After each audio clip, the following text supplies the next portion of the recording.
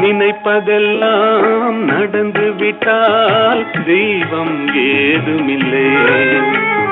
நடந்ததையே நினைத்திருந்தால் அமைதி என்றும் இல்லை.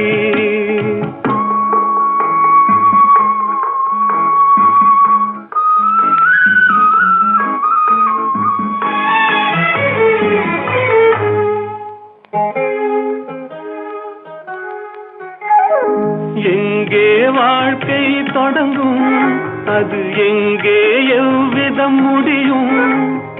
இதுதான் பாதை, இதுதான் பயணம் என்பது யாருக்கும் தெரியாது.